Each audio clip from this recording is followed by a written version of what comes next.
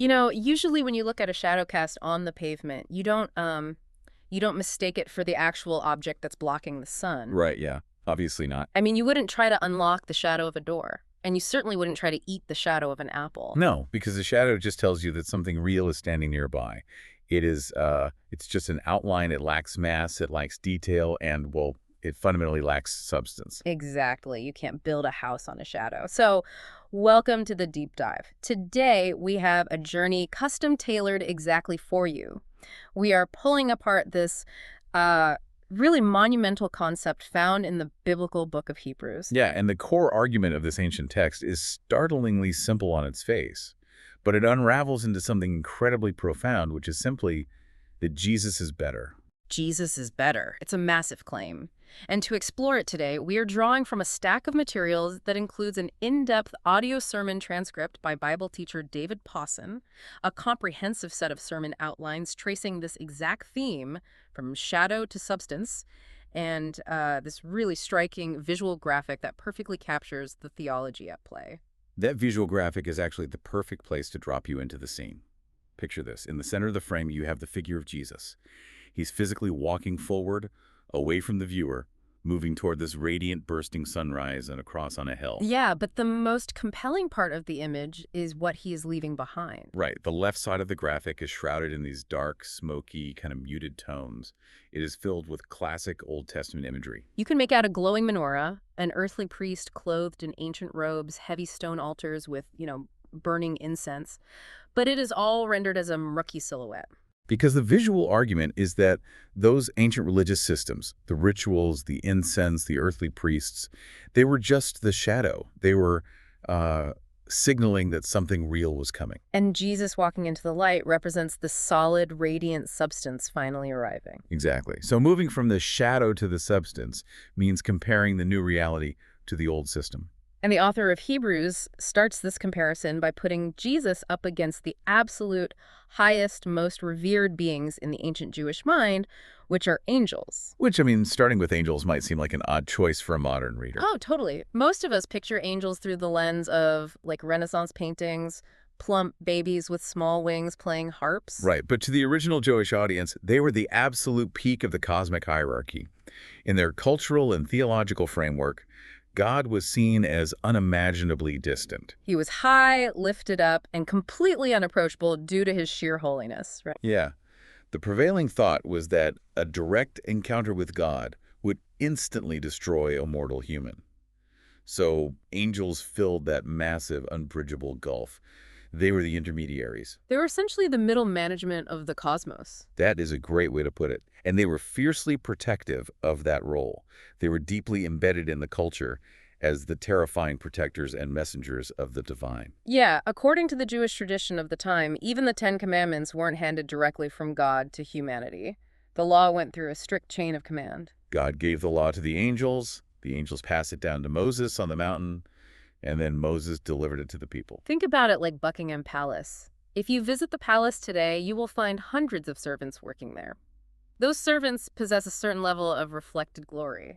Oh, for sure. They live in a literal palace, wear immaculate uniforms, and carry out the business of the crown. But at the end of the day, they are still just staff. They have access, but it is highly restricted access. They might be able to escort you into a couple of the grand public hallways, but why on earth would you settle for knowing a servant when you can know the queen's son? Right, because the son isn't restricted by a staff badge. Exactly. The son has unrestricted access to every single room in the palace, including the private quarters. When Jesus ascended, the text makes a point to say, he didn't just grab a chair and sit in the heavenly hallway alongside the angels. No, he bypassed the staff entirely and sat at the right hand of the Father. And the author of Hebrews knew they had to prove this distinction to an audience that practically worshiped the ground angels walked on. So the text systematically dismantles the supremacy of angels by using the audience's own revered scriptures against their assumptions. By stringing together 8 specific Old Testament proofs, right? Yeah, and there is a highly deliberate structural ratio at play here. For every 3 quotes emphasizing the eternal deity and supremacy of the Son, there's only 1 quote reminding the audience of the mere temporary duty of the angels. It's like a rhythmic, repeating hammer blow, separating the Son's deity from the angel's duty. Absolutely. And the imagery within these proofs is wild when you look at the historical context. Take the image of the scepter, for example. Historically, in the ancient Near East, a crooked or bent scepter was a recognized symbol of a corrupt, unjust reign. It meant the king could be bought, or that his justice was warped. But Jesus is described as holding a perfectly straight scepter of justice. The text says, he is anointed with the oil of joy, specifically because he loves righteousness and actively hates wickedness. And we really need to pause on the mechanics of that statement. Why does hating wickedness result in the oil of joy? Yeah, that seems almost contradictory at first. Right, but true joy isn't some naive, blissful ignorance. It is the deep, resonant peace of a ruler who has actively eradicated the rot from their kingdom. Oh, I see. You cannot possess true joy if you tolerate even a little bit of evil in the corner of your house. It will always gnaw at you. Exactly. Christ is eligible to rule by birthright, but he is inherently capable of ruling because of this perfect moral intolerance for wickedness. He cleans the house completely, which allows for pure joy. That makes a lot of sense. Then the proofs move from the moral nature of the sun to the physical nature of the cosmos itself. The text describes the universe as wearing out like an old garment. Which is fascinating. If we overlay Einstein's theory of relativity and our modern understanding of entropy onto this ancient text, the parallel is staggering. The stars are literally burning through their finite fuel. The sun is consuming itself. The universe is expanding, cooling, and decaying. It's like a suit of clothes you've worn every single day for 30 years. The threads are thinning out, the fabric is giving way, the elbows are worn through. And Hebrews argues that eventually God is simply going to take this exhausted, threadbare universe and roll it up like an old coat to be discarded. But amidst all that cosmic decay, the sun remains completely changeless. Right. Everything you can see, touch, or measure with a telescope is temporary and dying. But the sun is eternal. This cosmic contrast leads to the final, really gripping image of these 8 proofs, the footstool. Yeah, the text asks a rhetorical question meant to silence the audience. To which of the angels did God ever say, "Sit at my right hand until I make your enemies your footstool"? And that detail about the footstool carries so much weight when you realize how ancient kings operated. Archaeological discoveries really bring this to life, like the wooden footstool found in the Egyptian tomb of King Tutankhamun. Yeah, ancient kings would literally have the faces of their conquered enemies carved or painted onto their footstools. Every single time the king sat on his throne and rested his feet, he was physically resting the soles of his shoes on the faces of his defeated foes. It was a daily, visceral symbol of total subjugation. Wow. And the theological argument being deployed in Hebrews is that God is doing this exclusively for the sun. The ultimate enemy, the devil, and by extension death itself, is being made into a footstool for Christ. The enemy's face is painted on the wood. God never promised that level of cosmic, absolute victory to an angel. So if the ultimate enemy is subjugated as a footstool, and the king's son is sitting on the throne, the stakes for humanity suddenly skyrocket. They really do. If you ignore a servant, you might get a slap on the wrist. But what happens if you ignore a direct decree from the sun? This brings us to the most urgent warning in the entire text. Right, and we have to revisit how communication worked in the ancient world. The Old Testament was a dotted line of communication. Information flowed from God to the angels to the prophets and finally down to the people. It was third-hand information by the time it reached the average person on the street. But the New Testament reality is a solid, direct line. God speaks directly to the Son, and the Son speaks directly to us. Because this new message bypasses the middle management and comes straight from the King's Son, authenticated by eyewitnesses and undeniable miracles, it carries infinitely more weight. The logic of the warning is airtight. If the ancient Israelites were severely punished for disobeying a law delivered by mere servants, the angels, then the consequences of ignoring a message delivered personally by the creator of the universe are unimaginably more severe. Absolutely. It's a completely different scale. Now, I have to play devil's advocate for you, the listener, for a second.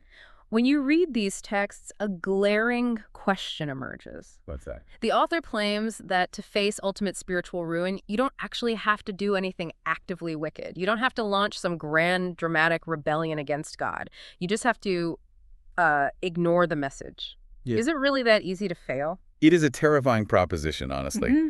But everyday entropy proves why this makes perfect sense. What happens if you simply ignore a vegetable garden for 12 months? Well, you don't salt the earth and you don't take a weed whacker to the tomatoes. You just leave it alone.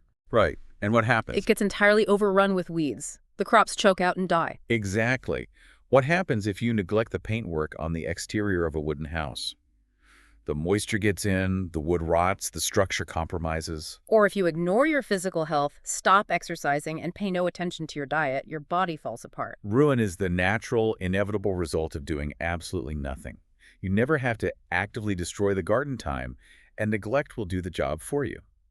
The writer of Hebrews applies a very specific nautical term to describe this spiritual neglect. The ancient Greek word translates to drifting away. Yeah, if you have a boat out on the water, you do not need a motor to crash into the rocks. You don't need to grab the helm and deliberately steer the vessel into danger. All you need is the absence of an anchor. The unseen current beneath the surface will do the rest. People rarely wake up one morning, look in the mirror, and boldly declare, "I am abandoning my core beliefs today." Spiritual ruin happens through quiet, unnoticed apathy. It's the slow, daily neglect of reading the Word, of prayer, of participating in a community. It is the act of floating comfortably on the deck, enjoying the sunshine, completely oblivious to the fact that without an anchor, the tide is pulling you straight toward a jagged reef.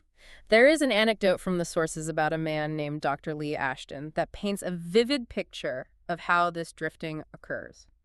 He was a speaker who prepared an address and delivered it to two completely different audiences in the same week. Right, first he went to a youth club in the Midlands of England. He delivered the message, and he was met with a wall of stony, drifting indifference.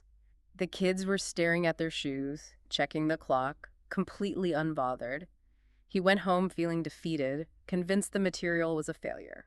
But then, a few days later, he stood in front of a group of Thai nurses who were living in London, and he delivered the exact same talk. And the Thai nurses devoured it. They sat in absolute silence, hanging on his every syllable, hungrily soaking up the information. The material was identical. The delivery was exactly the same. The only variable was the anchor of attention. The first group drifted right past the message because they simply didn't care enough to drop an anchor. Doctrine is never meant to just be data you store in your brain. It demands a physical, lived response. You are either actively doing the hard work of anchoring yourself, or you are passively drifting away. There's no neutral buoyancy in these spiritual waters.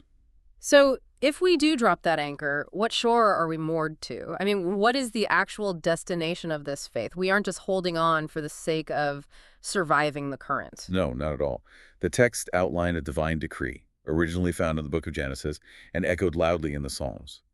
God decreed that absolutely everything in the universe is to be subject to humanity. Man was made a little lower than the angels for a highly specific purpose, to ultimately have dominion over all of creation. And human science is our ongoing collective attempt to force that ancient decree into reality. We are relentlessly trying to subject nature to ourselves. We split the atom to harness its energy. We map the human genome to eradicate diseases. We build quantum computers to outpace our own brains. And we launch rovers to map the surface of Mars. It's like a biological imperative to gain dominion over our environment. It is. But science is ultimately failing to bring about the perfect dominion promised in the texts. Because science only addresses the mental need of humanity, it completely ignores the moral need. Exactly. The mental capacity is staggering, but the moral reality sabotages the achievement. We possess the physics and engineering to land a probe on an asteroid millions of miles away, but we lack the moral restraint to stop polluting our own oceans. We figured out how to split the atom, and our immediate instinct was to build a weapon to threaten our neighbors with total annihilation. We can extend our lifespans with incredible medical breakthroughs, but we cannot cure the inevitability of death. We cannot control the universe because, fundamentally, we cannot control the darkness inside our own hearts. We can conquer the atom, but we can't conquer sin. And this is where Jesus steps back into the narrative, not just as the Son of God, but as what the text explicitly calls the pioneer. The trailblazer. Yes, he solves the moral failure that prevents our dominion. He does this by intentionally stepping down from the throne, becoming fully human, and making himself lower than the angels. He had to experience the full, crushing reality of human existence. Which leads to a profound psychological insight regarding temptation. We usually assume that someone who frequently yields to a specific failing understands that temptation the best. But the text argues the exact opposite. A sinless person feels the pressure of temptation much more intensely than a sinner does. Wait, I know that sounds backward, but think of a Category 5 hurricane pushing against a large tree. Okay. If the tree snaps in half halfway through the storm, If it gives in to the pressure of the wind, it never actually feels the full sustained force of the hurricane, right? Oh, because it broke, the pressure stopped accumulating. Exactly.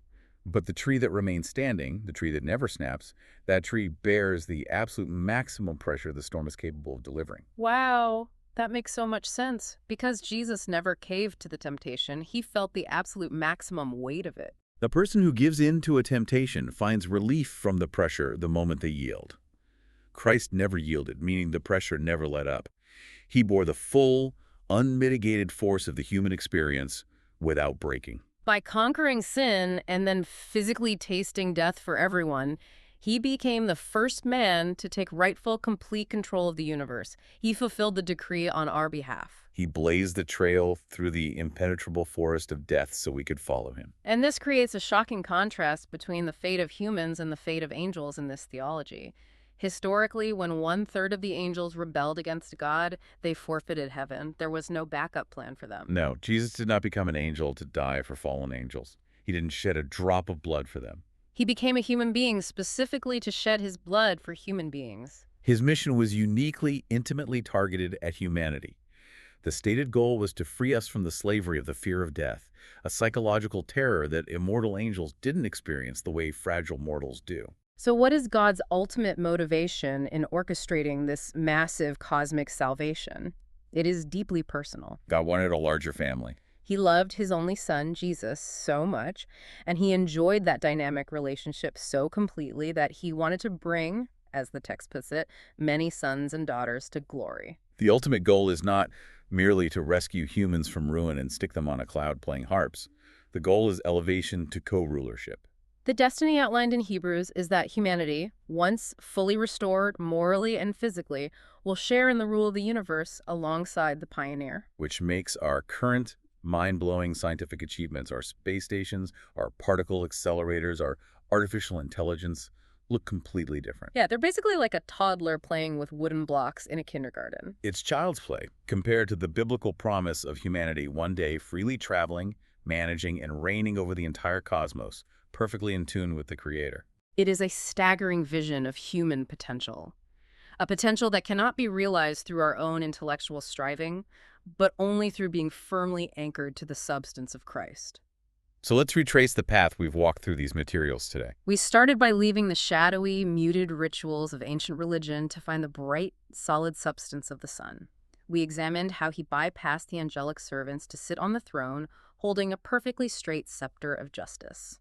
And remaining eternal while the physical universe wears out like an old sweater. We confronted the terrifying, quiet danger of drifting. We established that ultimate spiritual ruin doesn't require active rebellion or malice. It just requires the apathy of a boat floating without an anchor, letting the current of neglect pull it into the rocks. Finally, we looked forward to the breathtaking future promised in the text.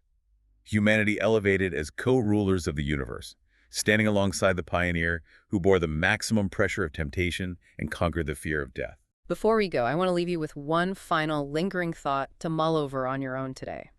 It builds on everything we've explored, but it flips the perspective entirely. According to these ancient texts, your ultimate destiny as a human being is to be elevated above the angels.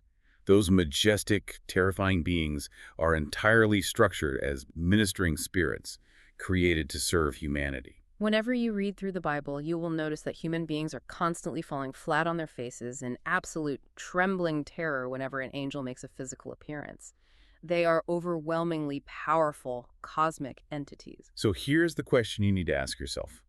If your ultimate guaranteed destiny is to one day sit in judgment and authority over those terrifying, majestic beings, how should that radically alter the way you view your own intrinsic worth today? And how should that cosmic destiny shrink the petty, daily human struggles and anxieties you are currently letting weigh you down? If you are destined to govern the cosmos, the shadow of today's worries suddenly doesn't look so intimidating. Thank you for joining us on this deep dive. Keep exploring these massive ideas, keep questioning the shadows, and above all, keep your anchor secure. We'll see you next time.